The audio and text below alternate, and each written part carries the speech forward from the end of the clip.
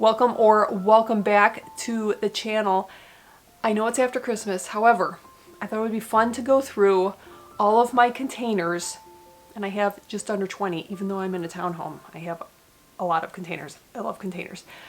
And go through what are the winners, what are the losers, and what are like the super losers. What would I not do again, and what would I absolutely do again? And also, I was kind of curious, did I actually save any money putting some of these containers together as opposed to just buying something, you know, off the rack, all set to go, just drop it into the container and go. So I hope you enjoy and, you know, maybe learn something from all of my mistakes.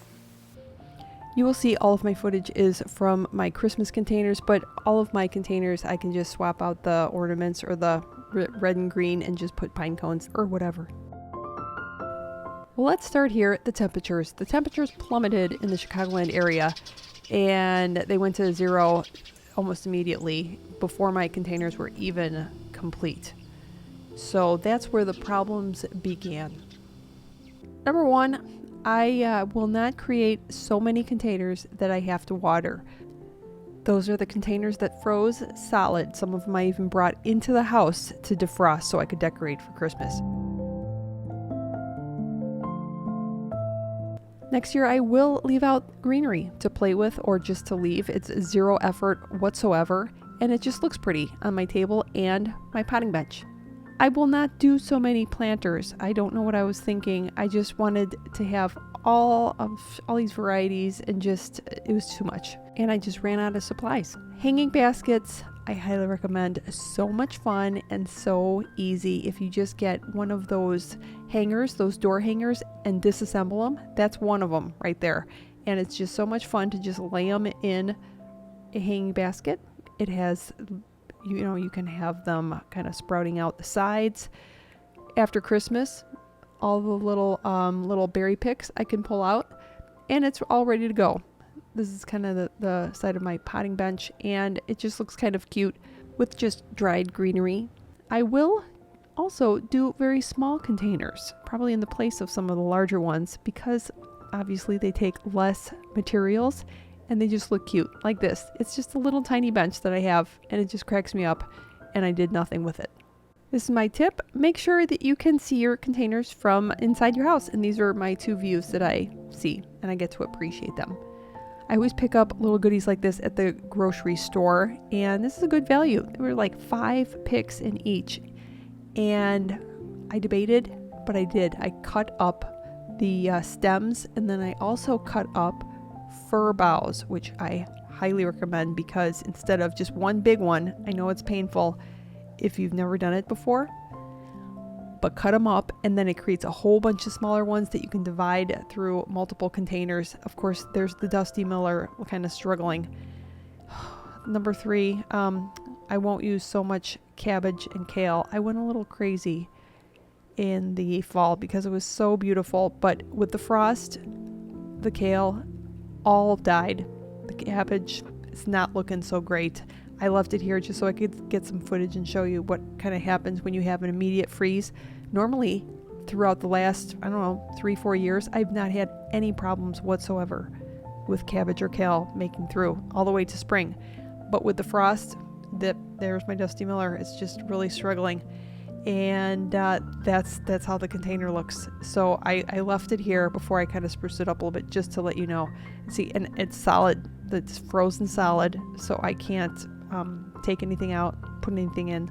So, you know, this is just a public service announcement. I will do a faux wreath. I call it a faux wreath in my bird bath. Super cute, super easy. Just little fir bough pieces and some ornaments, some of the stars that I cut off the stem. And there you go. It'll be really easy after Christmas to just remove the ornaments. And then it just looks all nice and natural. In the center is actually some sedum that I just let go.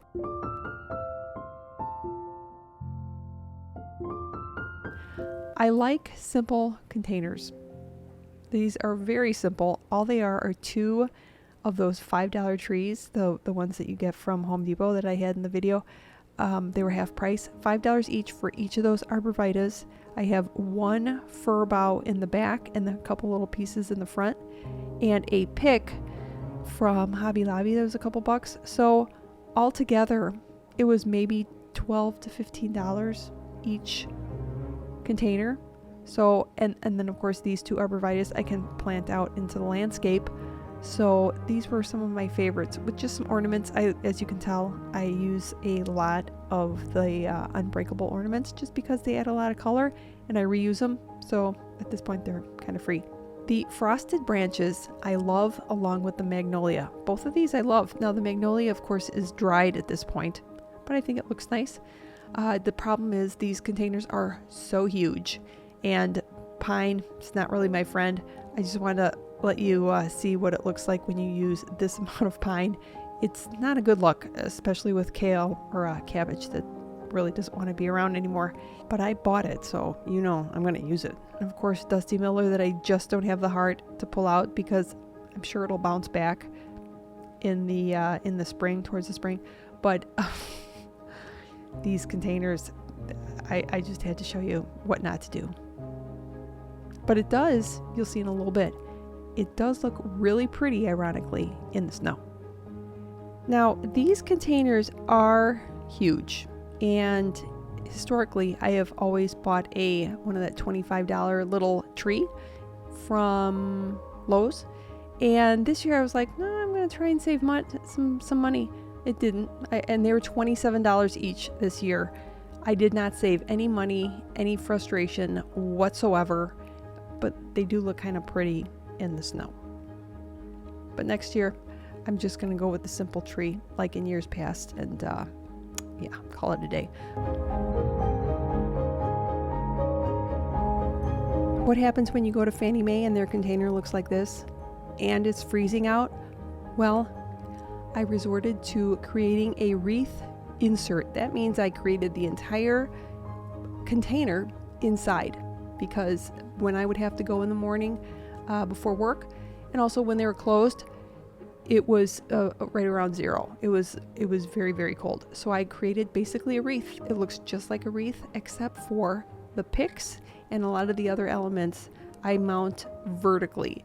So there was just a very small arborvitae in each container, which looked really anemic, and it just didn't say, come on over to Fannie Mae. So luckily they let me spruce them up a little bit. I did a whole bunch of picks sprouting out. I did some pine, kind of like that, and then a big gift bow in the front because, you know, Fannie Mae is for gifts. So this was my favorite container and super simple to create inside. I hope you enjoyed the video. Thank you so much for watching. Hopefully it gave you some ideas, especially of what not to do. See you in the next one.